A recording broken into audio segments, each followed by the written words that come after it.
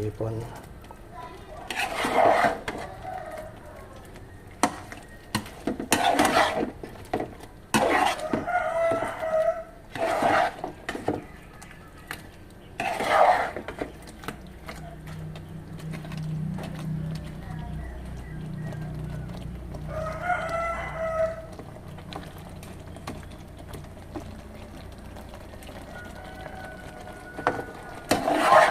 Tapos bukas natin gawin ang ating ito, chicken nuggets. Kung matrabaho rin kasi ang chicken nuggets, marami din ingredients.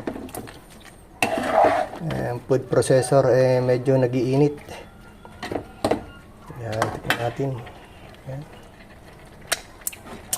Okay na. Yummy.